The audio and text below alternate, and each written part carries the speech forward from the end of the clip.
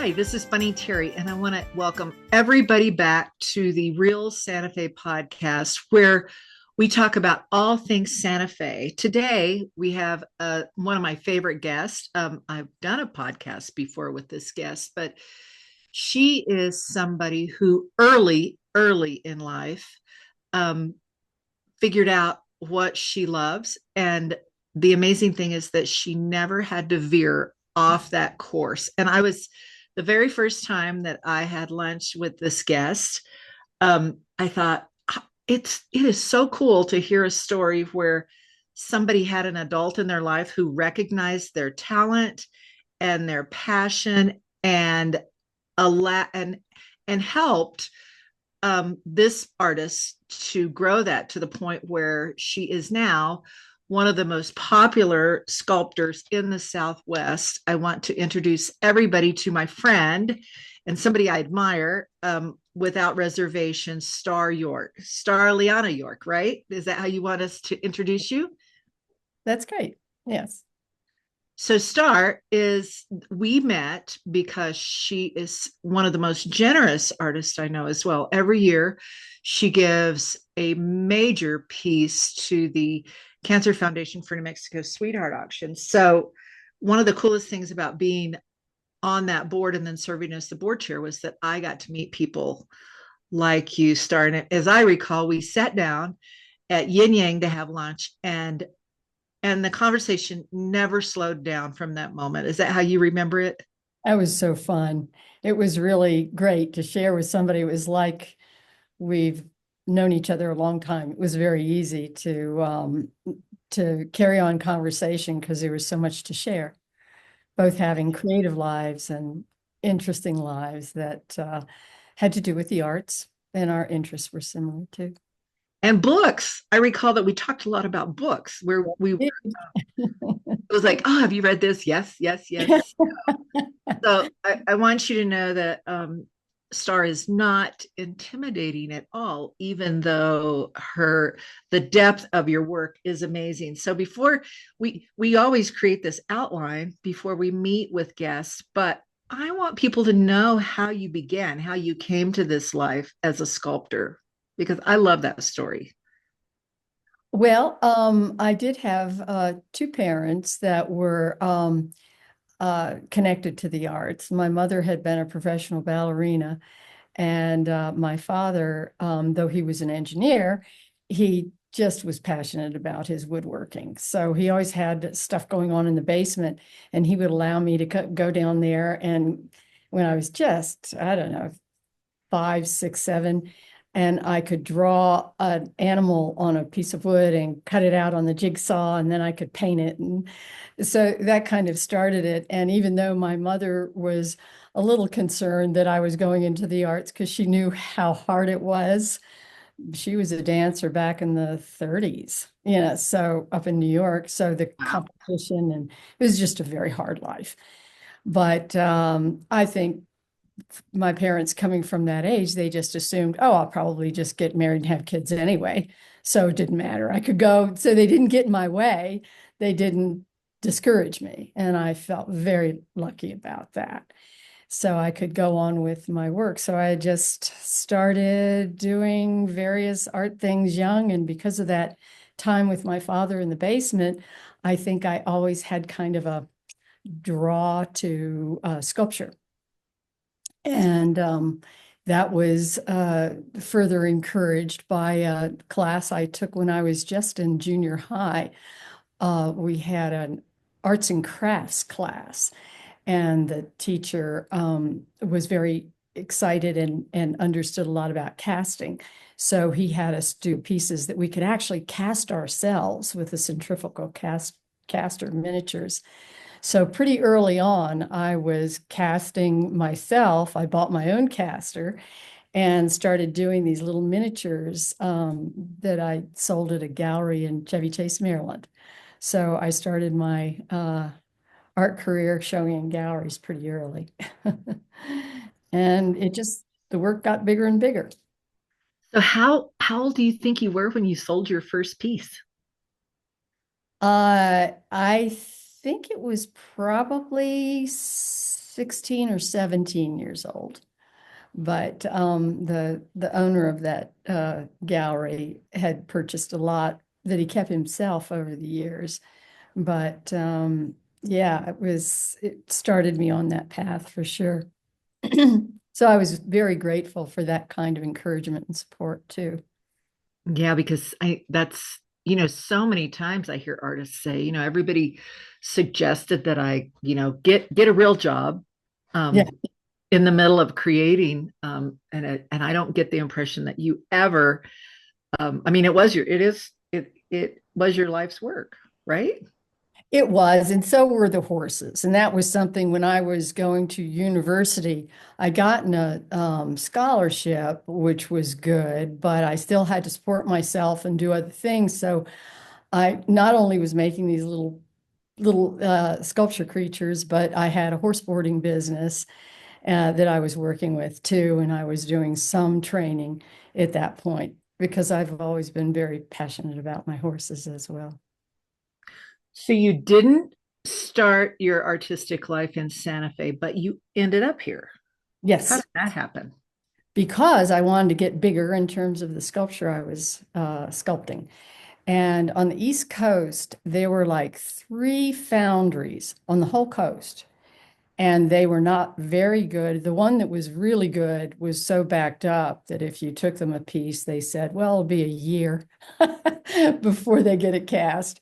And you can't run a business like that. So No. I started looking around, and Santa Fe had five major foundries back then, five. And so I found one that had been doing castings a little bit larger than what I could cast with my centrifugal caster. So I decided to come out and visit them.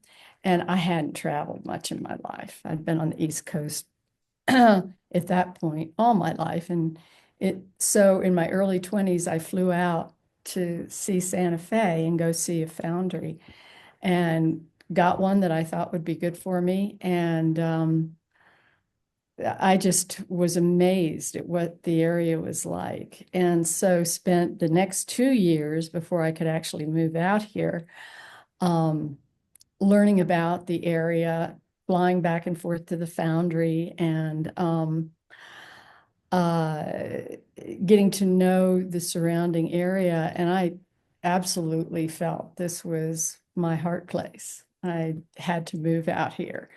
It was such an education and uh, and an amazing discovery for me.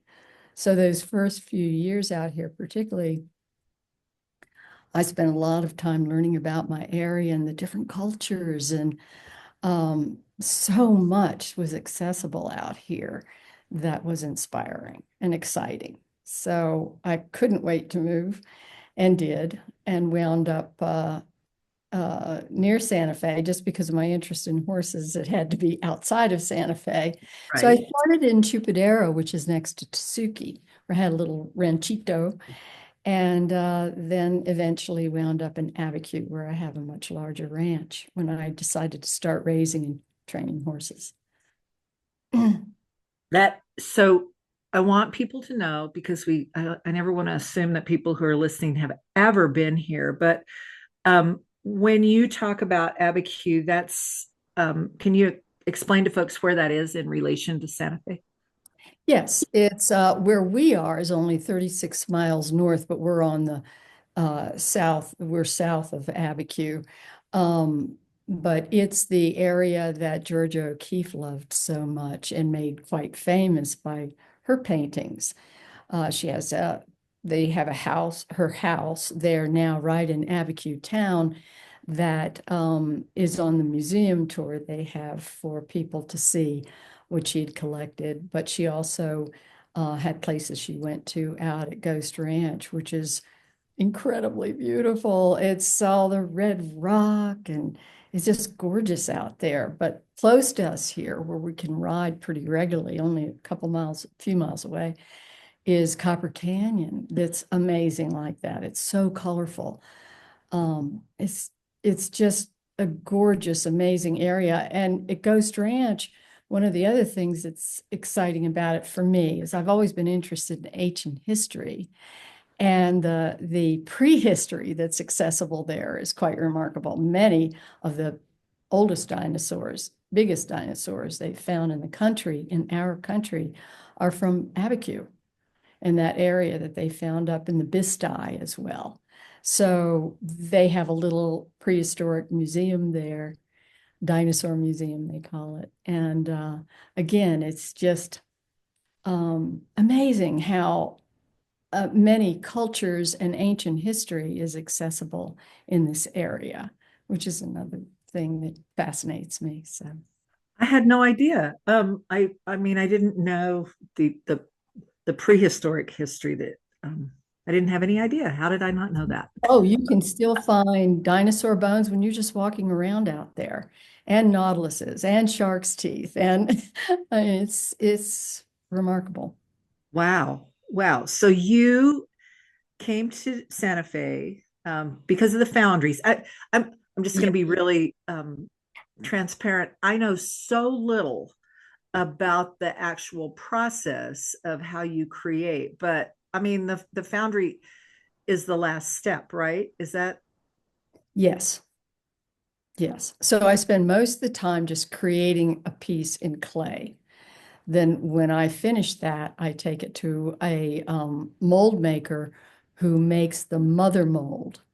And it's a two molds process. The lost wax process is where you can make a mold in silicone rubber so you can reuse it by injecting melted wax into the mold, and then that can be put into the ceramic shell mold that's destroyed each time a casting is done. So it's a long, laborious process to do bronzes, and we haven't improved on it much since the Egyptian times, except the silicone rubber. That's probably our best advance in terms of the process. and you do, I mean, so I got really familiar with your work because I hung out all the time at Sorrel Sky, which is it the only gallery where you show in Santa Fe? Yeah, and most galleries insist on having an exclusive with an artist. So, but I do have another gallery with Sorrel Sky up in Durango, and I have three galleries in Arizona. I've limited my galleries now as I'm aging to galleries I can get to in a day. So the galleries that I used to have in California or New York or whatever, I don't want to deal with anymore. I just prefer them to be accessible to me that I can drive to. Well, we would when we lived downtown, we would walk downtown on Friday evening and hang out in a gallery, which is one of my favorite things to do Oh, nice. in Santa Fe. And so I want folks to know that when they walk into Sorrel Sky, you're really prolific. I mean, you have a lot of pieces there. Is that years and years of work, or I mean, you create so much. Oh, well, I've always been fast with the things that I've sculpted, knowing a lot, having a lot of friends and just comparing. But that's one thing. But also, I've been doing this a long time. And uh, I have a show this year at Medicine Man's Art of the West Museum that's a 50-year retrospective. So I've been doing it a long time. Well, and you do, your subjects are quite frequently animals, large animals. I mean, all sizes, but talk about that animal piece because whether you're doing a horse or a bobcat or uh, an owl, the detail is amazing. I don't even know how you make that happen. Oh, well, thank you. I actually, if anyone looks closely, I pretty loose in terms of the detail. I tie, especially with my animals, I tend to agitate the surface more to give them energy because I really like doing the animals in repose, like you just capture a moment when you see some wildlife relaxing, like a bobcat or whatever. But what I really like to focus on is the expression and the in making the personality or the character of that animal be what is convincingly real in the sense of excuse me, in the sense of a personality or character that's there. And that to me is the most fun about sculpting, is seeing what kind of character comes out.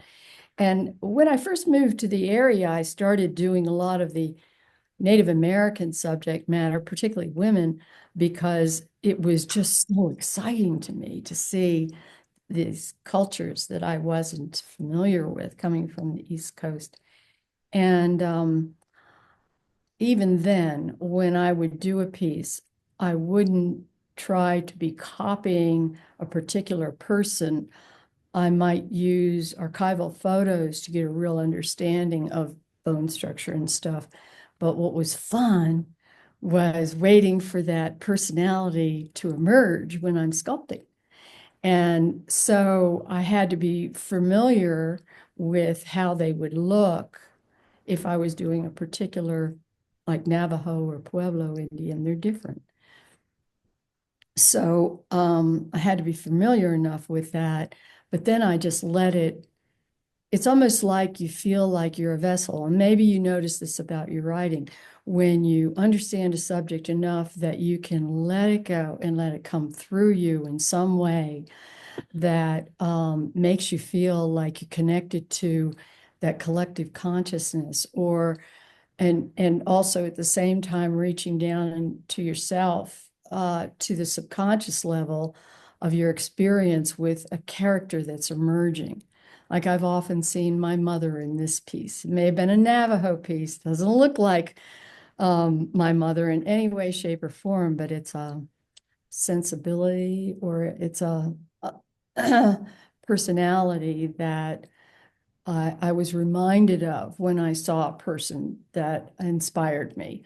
Like the one with my mother, for instance, was a woman who oversaw, she was a medicine woman on the Navajo reservation who was overseeing a canalda ceremony I was invited to. And a canalda is the coming of age of a young girl. So it's like a 4-day ritual, ceremonies, and that sort of thing. And this medicine woman came in to oversee it. And I didn't do that sculpture until a couple years after that experience. But so when I did, it could really be a combination of what it was about that woman that inspired me to sculpt her. And it helps me discover myself, what it is about that person that I could connect with for whatever reason. So I feel the same way about the animals. I really want them to, a lot less important than making sure every hair is right on their body. You know, I tend to be really loose with that. Is that they have a credible personality and character that you can recognize. So that's just like the piece that you donated last year, which was I think it's Distant Thunder, which was the mother with the baby with the basket. And now I can't remember the name of the basket, but it was, there was so much personality in both her and the baby in their faces. I mean, that's one of my favorite pieces ever. There's so much movement. I we'll have to show people a photo of it if that's okay, because it's so I mean, it's just such a lifelike piece, but they all are. Well, thank you. Thank you. And with those pieces, I tended to be much more careful and accurate about the clothing and stuff than what I'm doing now with the animals. But again, she's moving, and it's, I don't know, I just feel like when you get too detail oriented, it can stagnate a piece if the piece itself is not in a dynamic mode. So a reclining mountain lion, for instance, Right. a little more energy in its body in terms of the way you sculpt compared to like the distant thunder, which you can do much more careful detail because she's in action, she's moving, and the wind is blowing and all that. So, She's a little anxious, a little, yeah, well, there's a lot thunder's going coming, on. and she has Yeah, her there's catching coming. Got to staff, get it right. and maybe the thunder of hooves could be even be more dangerous than lightning. But what I wanted to get with the baby is that the little baby is just like excited.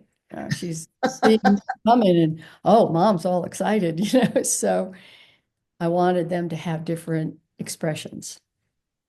So I mean, it is the Real Santa Fe podcast. Is there any piece that's really inspired specifically by the city is there just a piece of it in everything you do? Well, I'd have to say the latter is correct. I think when we expose ourselves to things that really grab our interest and we really look into them, then it becomes part of how I view the world. So it winds up being in a lot of what I can't help but be in a lot of what I do. But I think there are two pieces really that I could say that were specific to the Santa Fe area. And they're both pieces that um, only happened because I had the experience of living in Santa Fe. And one was called the series was called The Fabric of Life. And it was my taking on the process of creating weavings of this Navajo woman that started when she was a child, taking care of sheep. And that sculpture was called Spring. She has sheep that she's tending.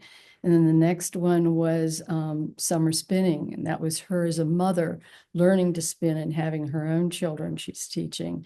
And then the next one was Ganado Red, where she's throwing out, she's an older woman now, uh, at the prime of her life, doing incredible blankets, and she's proudly throwing one out to shake it out, to show it to people. And I then know that piece. That's an yeah, amazing. Talk and about then the movement. next one, it was like to market, and this is the woman again in her prime, and she's taking the blankets to market on the back of a horse. And then the last one is Winter Warmth, where it's the old woman with her husband who's being wrapped and sheltered by one of her blankets as they enter their elderly years. So that was without a doubt, totally from my experiences.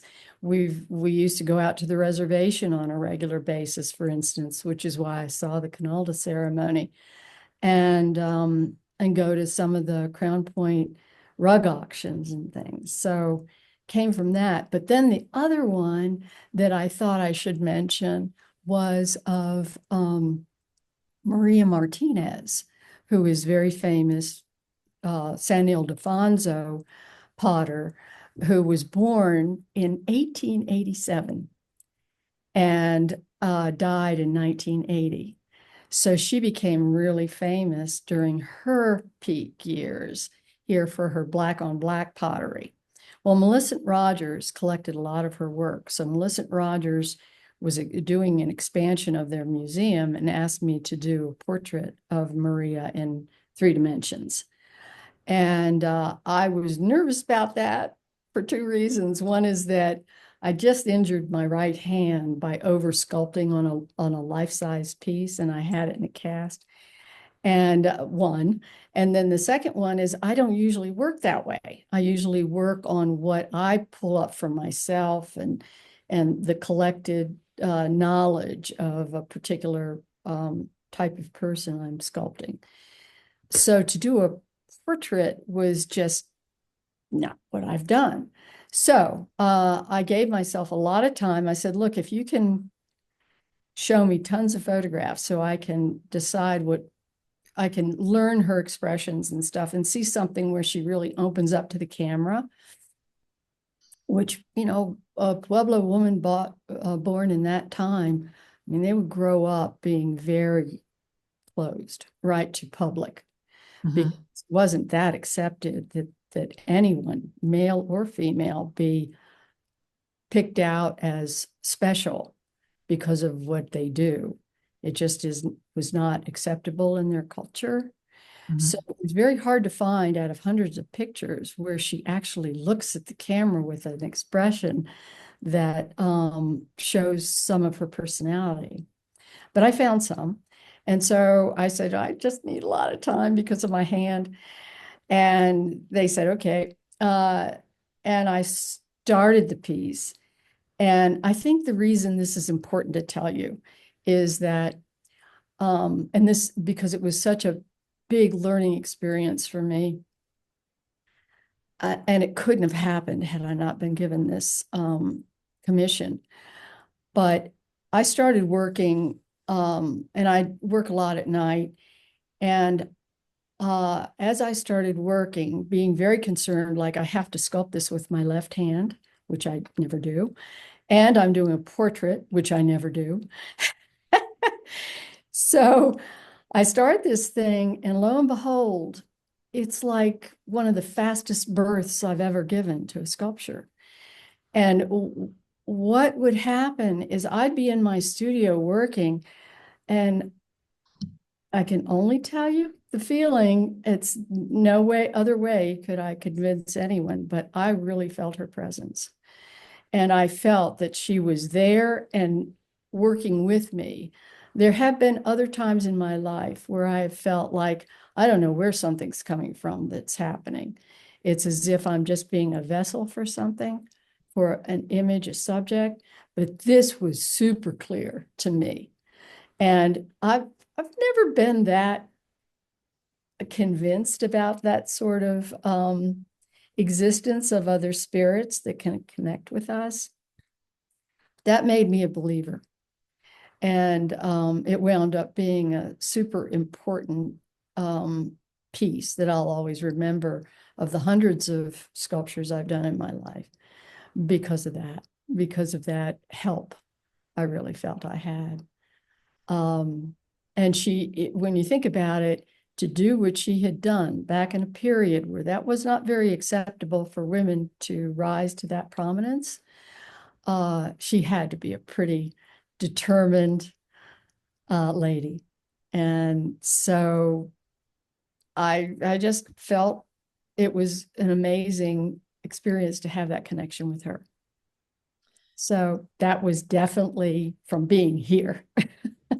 It gave me a chill when you were talking about that, because I know that, I mean, I believe too that we're if we're creative, that we sometimes just have to sit and know that there's something bigger than us that is informing everything that's in the middle of what we're doing. I mean, and sometimes it shows up and sometimes it doesn't, but it's, I mean, you're such a hard worker that um you always make the time and the space for that to show up. I don't even know if I'm conveying it clearly, but that's. Oh, I totally understand and agree. We have to be able to be quiet enough to listen. And I think that's why my studio is such an important aspect of me and my life, is that it puts me in that, for lack of a better word, Zen mode, where you really can quiet your mind. And I have a very busy mind. So to be able to quiet it long enough to listen is what my studio allows me to have in my day as a habit. And it's easy to let that go and just be like, run through your life like whack-a-mole. You just go from one thing to another, to another, to another. Everything pops up. We live in a society that's so information accessible. There's so much coming at us all the time. Right. But to have those quiet times, I think, are pretty critical if you are interested in the creative process. Well, we could talk about this process for a long time because I'm so fascinated by it. And I'm so, Stephen Pressfield says, I just go out to the studio every morning and sit down and begin the work. And that's where the magic happens in the hard work and sitting in the seat, standing in the studio. Nakona Burgess says the same thing. He says, I just have to go and be in that studio 8 hours every day. Oh, And wow. Yeah. the art will show up. Yeah. I do believe you have to have that head clearing space and time. And I'm not rigid in my hours. I go when I realize I have to do this. I have to go to my studio. And because life can get so busy otherwise, it's yeah. So when I really have to go, it's like my respite. It's a very important time that I spend there. Yeah. Well, when you're out and about, I would love for folks to hear what you like to do best when you're in town, when you're in Santa Fe. I mean, I know Sorrel Sky is one of my favorite galleries. Is it yours as well? Oh, yeah. Yeah. And I have old connections with the family there. Shannon Campbell, who owns the gallery, is the daughter of Ben Nighthorse Campbell. And well, I'm still showing there. When I was showing in Durango, we had shows together every year. So I got to know Ben and Linda very well. And when Shannon said she was opening a gallery in Santa Fe, I was very excited to go with her because I think she's extremely dynamic and understands so much of the whole picture for artists because her dad was. And she's told me stories about remembering coming down when she was just a little girl with her dad to Indian Market because he's a jeweler and very accomplished. And so she really got a sense of what it was like um, from the artist point of view as well as from the gallery points of view. And I think that shows in how she presents the work in her two galleries. And she's also a lot of fun to work with. I would say to folks, if you're only going to be in Santa Fe for a couple of days and you're looking for a gallery, that's one where um, not only do I mean, you see, they have I mean, they've got jewelry, they've got sculpture, they've got the amazing contemporary art and traditional art. It's one of my favorites. I think so too. And she doesn't limit her idea of what is good art to a type of art. She really just goes for good art, no matter whether it's even abstract. It's, she has a good eye for that, and that I really appreciate too, because I enjoy doing a lot of different styles. I explained a little bit about the different approach I do with the human figures and with the wildlife, but then I really got into the rock art imagery, which came from going around and hiking to see petroglyphs and pictographs in this area, which led me to then go to even more ancient uh, cave paintings like in Europe. So it's been the initiator of so many creative excursions I've gone on that just continues. It's never ending. A lifetime isn't long enough.